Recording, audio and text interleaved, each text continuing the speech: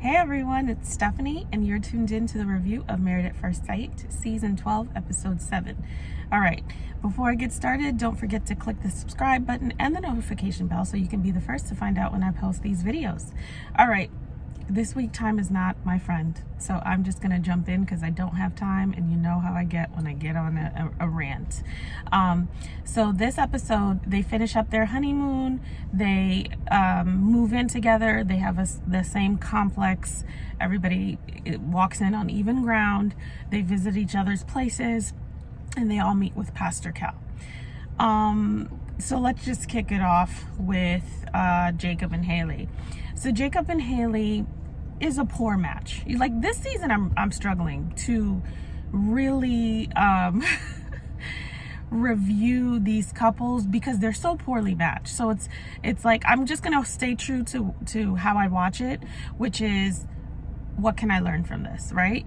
Because some of these things we're doing and we may not even see that we're doing it. So what can I learn from this that I can take with me? Because like most of these guys are not going to make it because they just should have never been together.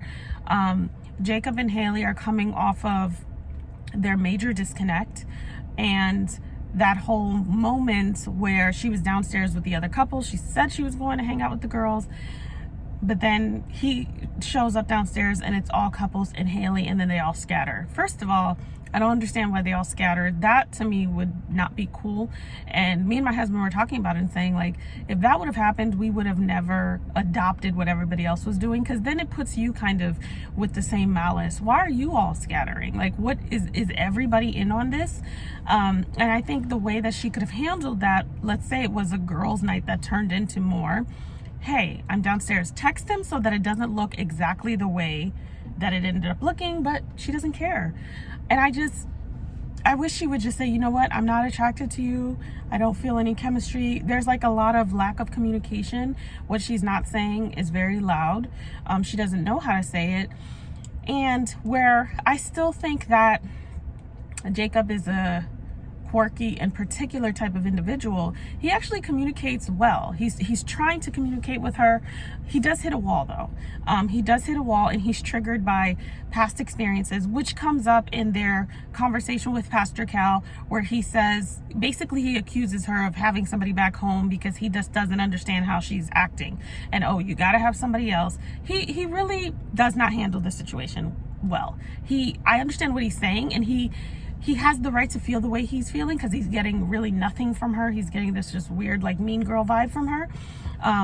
He doesn't need to curse and kind of go off on her and accuse her with being somebody else. However, it comes up later in the situation with Pastor Cal, where he says that he has been the person that a girl has cheated on her significant other with him to, I don't know, make them jealous or whatever the case may be. So he's triggered by that.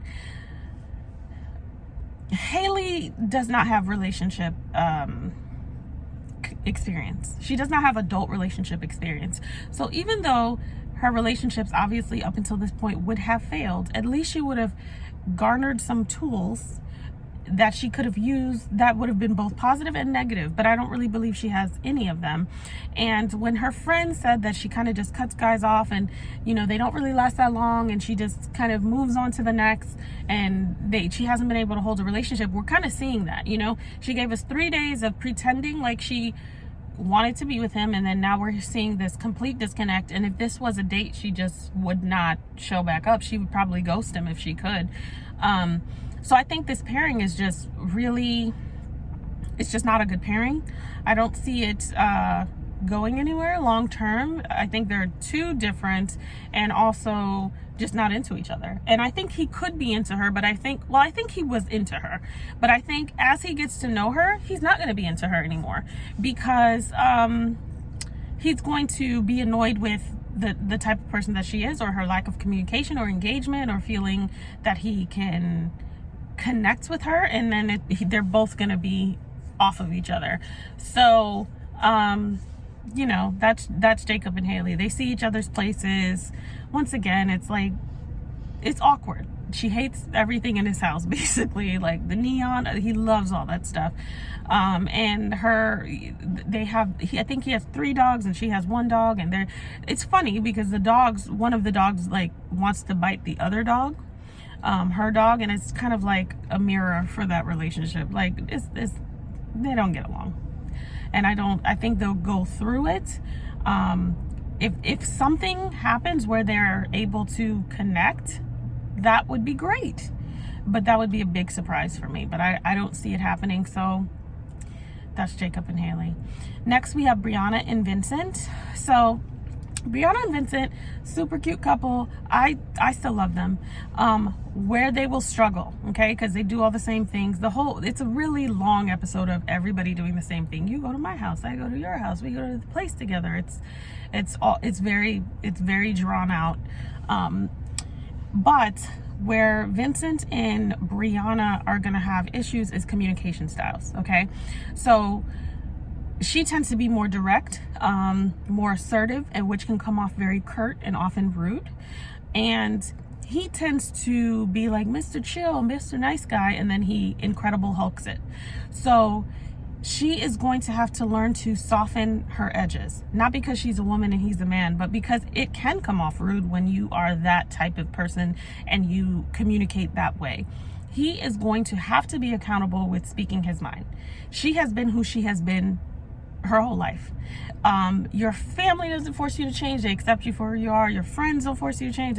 Everybody, she's bossy. You know, your spouse is going to force you to level up and force you to evolve. And you're going to want to. That's going to be the first person that you're like, okay, let me really look in this mirror because I want to make this work. So because that's her autopilot, until she gets accustomed to seeing that, she's not going to see it. And if you act like something she said or a manner in which she said it was not bothersome, then she's not gonna know. So he has to be responsible with learning to communicate, period.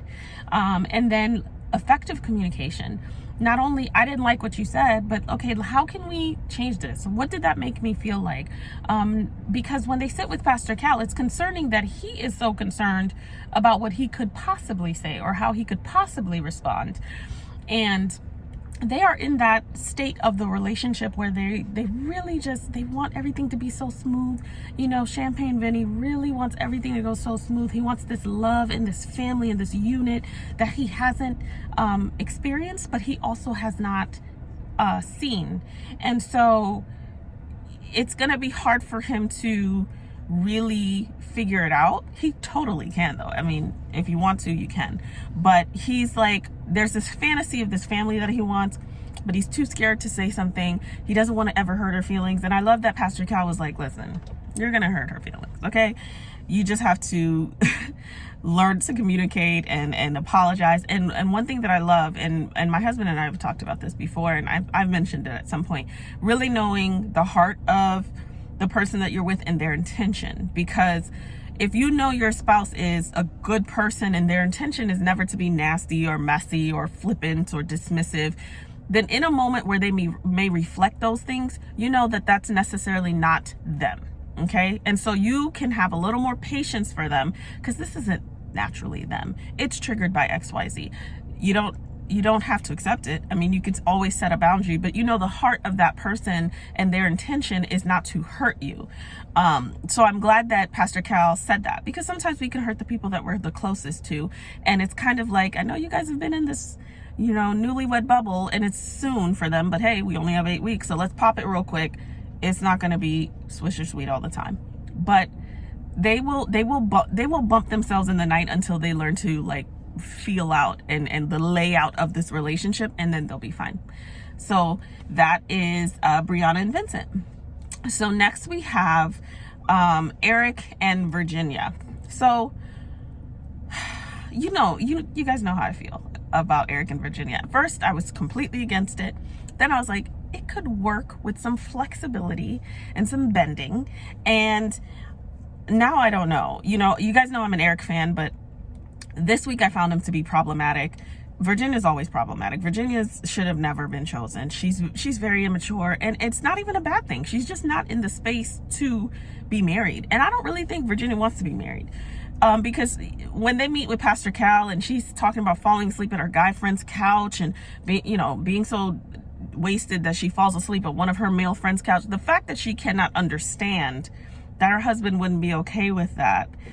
Listen, it's not about control, it's about respect. Like, it blows my mind why she doesn't understand that now that you're married, falling asleep drunk in a mini skirt probably is not acceptable at your friend's, at really any friend's house. Like, come home, okay? Come home. Like, this is not college, this is not the sorority in the frat house. Come home, like, be home, okay? Go have a good time, great, we'll work through that. But like, falling asleep just wherever because you can't make it home, you're not ready to be married. And then falling asleep at someone of the opposite sex, and a lot of people like to say it doesn't matter, you guys know what the concern is here, whether it's doesn't matter where it could happen with somebody with the same sex, whatever the choice may be. You guys know what his concern is here, and that's understandable. And I think for her to be so oblivious to that is just shows her level of maturity. So I don't think she wants to be married. I think she wants another friend to party hard with, because she's basically saying, I'm coming in here and I'm not going to change anything. And you don't get married and expect to change or to change the other person, but an evolution does need to happen, okay? My parents were married for almost 40 years. They're not the same people that they were 40 years ago. An evolution needs to happen. Evolution, I've been married almost 4 years. I'm not the same person I was 4 years ago. Okay, I've evolved, I've matured, I've learned things. And it's not that I was immature then. Experience teaches you. You learn to navigate a life with someone. So she's getting on my nerves with that because it's not a control thing. There are certain things that he can be controlling about. I'll give her that. But I think just something that's so overtly obvious, like, just don't get married, or get married to somebody else who likes to party and just get drunk and then just have a drunk life. But don't want to settle down and be serious and then not want to settle down and be serious. With Eric is coming off to me as like a know-it-all. He's coming off to me like, this is how this goes. This is how marriages go. This is how relationships go. It's like almost condescending and arrogant this week for me, where he's like, you haven't done this before. You haven't been in this type of relationship before. This is very serious. And like, at first when he was first doing it a couple episodes ago, I was like, I get it, because she's a wild child. So he's kind of like afraid and saying, hey, these are the things you need to be aware of. This is what I'm looking for. But now I'm kind of like, okay, Eric, I get it. You're seeing that she's the complete opposite. And so you're trying to like pull her over to this very conservative side, but you don't know it all either, because your marriage didn't last. You learned a lot. So in saying, like, the way that for me he should come across is like, in my marriage, I learned a lot of tools that can be beneficial to this relationship, but that also could be a hindrance because it didn't last. So you can't say this is how it goes and I know because I've been. It's like, this is not that type of thing. It's not like I've been to the fair, so I know how to get on these rides. Okay, the fair is cool, that's different, but it's like, it's not I've been to marriage, so I know how marriage goes. Well, if you've been to another marriage and you don't know how marriage goes, or it didn't last, or it didn't work out. And so there's room to grow, and coming off like a know-it-all and more regimented than necessary sometimes is going to push her away. So they need to be able to communicate. And I wish, honestly, that they would check in. I wish they would have an actual therapist or coach or relationship expert that they can check in once a week, and that be a part of the show. Like, their sessions be a part of the weekly show, but that would not provide enough drama. So, but there's so many things that are fixable here. If you just talked about them and processed them with like an objective party. So that is Luke. Oh, Freudian slip. That is Eric and Virginia. Next, we have Ryan and Clara. I don't have much to say about Ryan and Clara because I don't think they're matched well at all. I get friend energy from them, and I get, that's pretty much it. I feel like, I thought it was interesting. I'm going to turn on the light because it's getting dark in here. I thought it was interesting that, Clara's drawers were so neat, because we see her and she's like very loud and boisterous, and she likes to have fun, and she likes to go to sleep late, and like there's no rules for her. But her drawers are very much Marie Kondo. Okay, they're like super neat, which it seems little, but to me everything can be a thing, where you see that there's this other layer of this person that doesn't necessarily get recognized because the layer that we see is so much louder. And the irony is Ryan, who comes off so regimented and so everything in its place, you walk into his home and it's nice, it's neat, but then you look behind stuff and it's broken and it's messy, and it's like, wait a minute, you're not as perfect, you know, not that he tries to come across as perfect, but in comparison to her, you're not the ringleader all the time. Like, you don't always know, because like your act isn't together in every area. And I think that's important, because our environment shows us a lot. It's exactly why Dr. Pepper goes to their house, because their environment is very telling. Your environment is very telling of who you are, what you value, some of your quirks, even personality characteristics, etc. So I thought that was interesting, but there's nothing about them that really sticks out to me, except I think that they have good friend energy. Unless they're sexing each other down, you know, and they're just not talking about it on camera, I don't get anything from them. So I don't know. Let me know what you guys think. Let me know if you are seeing something that I'm not. My son is in a sleep regression. He just turned 8 months yesterday. So maybe there is something and I'm just sleeping with my eyes open. So let me know what you think about Ryan and Clara. Last but not least, and I'm going to really do my best not to waste too much time with Paige and Chris, but I am going to point some things out. So Paige and Chris this week the whole thing was really disappointing to watch. I feel like but Chris and their storyline is kind of like trashing the show. And it's starting to get hard to watch, because it's like, we can't really be seeing what's happening. And it can't really be acceptable. It's really disheartening, and it's frustrating to watch. And it's just like, this is not what this was supposed to be, what this was originally designed to be. So it's hard to watch. But basically, on the way home, Chris doesn't even go back to Atlanta. He buys a flight to Chicago and goes because he needs his space for about 3 or 4 days.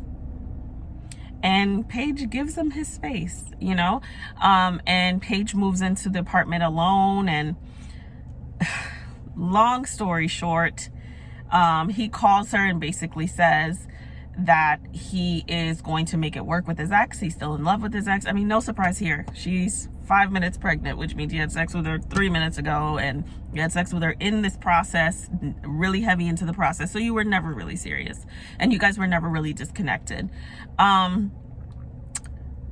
he says that they're going to make it work. And we see on the phone a different side of Paige, because coward as he is, he doesn't have the conversation with her on camera.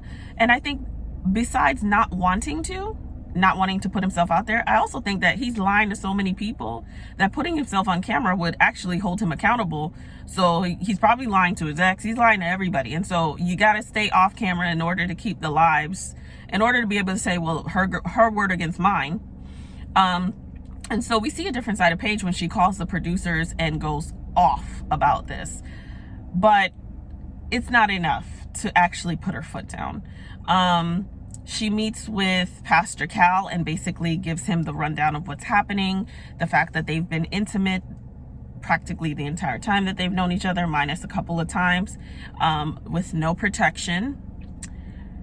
You know, Pastor Cal is floored. When Pastor Cal starts taking them glasses off, I believe that every time Pastor Cal takes and puts them glasses off, it's a curse word. He cannot say it out loud because he is a pastor, but I love when Pastor Cal's facials are the absolute best. You know, there's so much more that he's thinking that he can't say, but he's like, I'm gonna stay near the cross. I'm not gonna say it. But every time he takes them glasses on and off, I live for it, because he's gonna give us something, you know? He's gonna give us something that we could say, oh, fine, thank God Pastor Cal said that, you know? Because he's just like, Are you kidding me? So I love that Pastor Cal tries to hold her accountable and says, why did you have sex with him? Like, beyond, okay, you find out that he has a baby now. Why did you have sex with him? And then why, unprotected, Here's what I'll say. First of all, let's just finish this. Chris comes back. He actually comes in that conversation. Nobody knew if he was going to come.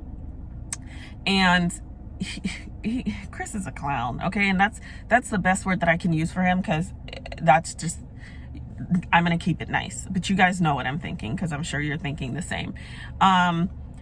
He comes in just so arrogant, and just lying, just lying.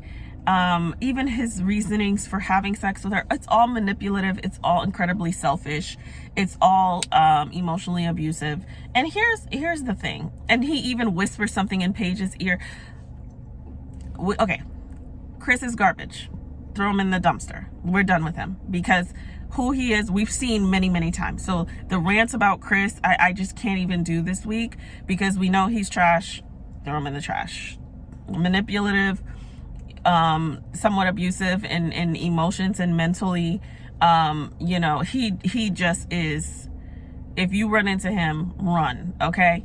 The thing with Paige, and I'll say this in closing, my church people, in closing, the thing with Paige, half of me is like,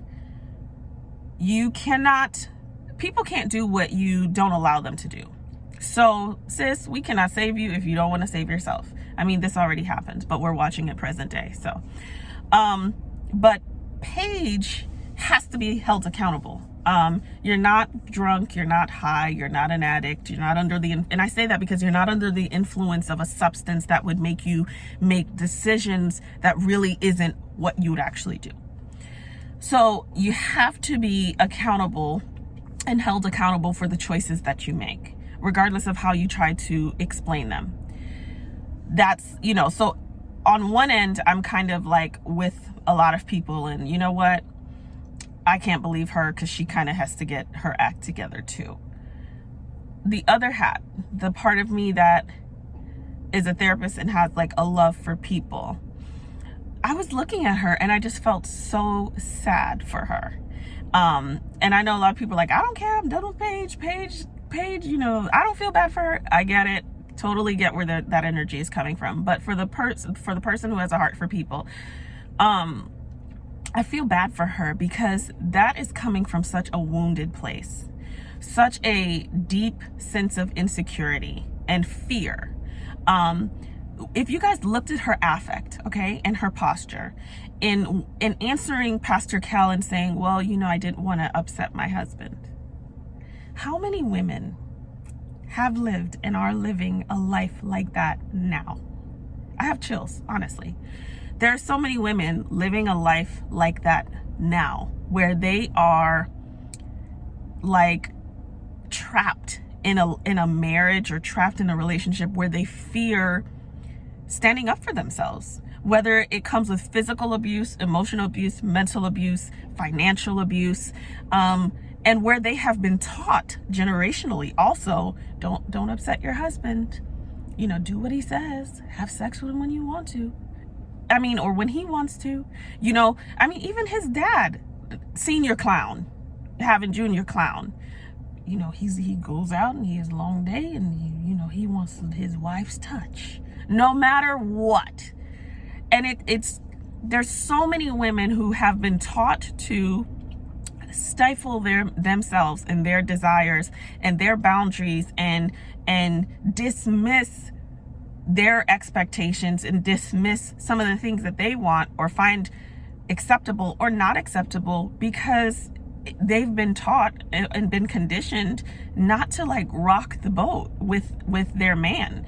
And it's when I saw her, and I actually saw the fear of her, the level of insecurity of her not wanting to disrupt what could be at any cost, by any means.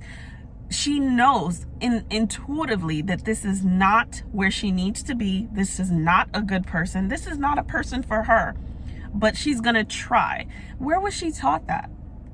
Where was she taught that? On national TV? This is not just for TV for her. You can see a deep sense of insecurity for her.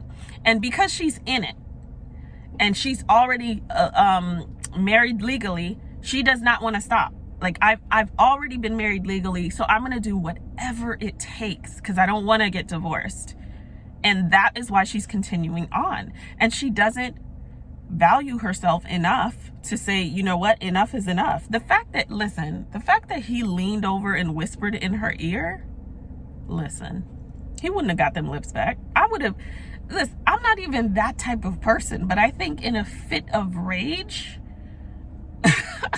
it would have been, I don't know, WWE up in there. Like, I would have sat calm just so that he could feel comfortable and get close enough, and I would have just lost it. Like, but she let him do that. And then even the closing scene where she's standing there hoping that he chooses her. It's like, pick me. If anybody is a Grey's Anatomy fan, old school Grey, where Meredith says, pick me, choose me, love. It's such a moment of desperation, but it stems from such a level of insecurity and a lack of value of self. And it's sad. And the way that I see her, she needs more. She's not needing somebody to say, well, whatever, she should know better. There's a lot of older women and older men who don't know better. Like, just because you're grown doesn't mean you know things. You have to gain that experience and gain that sense of self and self-development and maturity and emotional stability and all of those things. They don't just come because you turn a year older. But the part of her that just stood there, that was just hard for me to watch. And I get it. I get wanting to hold her accountable. And I do believe if I had a conversation with her, I would 100% hold her accountable. But let's also look at where this fracture happened that caused her to be able to put herself and remain in this situation. She put herself in this situation, but she kept herself in the situation. And that's where it's most problematic for me. But I say all that to say that there are people in real life. We're watching the show and a lot of people are like, I don't want to see this anymore. This is so stupid. This is for TV. Somebody is watching the show. Somebody is living this couple. And a lot of people are. And it's just, if I could close with anything, it would just be learning to love yourself and learning to be comfortable alone is the most important thing you can do. Because if you don't learn to love yourself and really value yourself and really walk away from things that don't serve you, and aren't comfortable alone, then you will always be indebted to a person, place, or thing. And that's really dangerous because they can yoke you around. It can yoke you around and your life will be chaotic. Anyways, that's it. I gotta go. But thank you for watching. Let me know what you guys think. And I will see you guys next week. Everyone have a great week. Bye.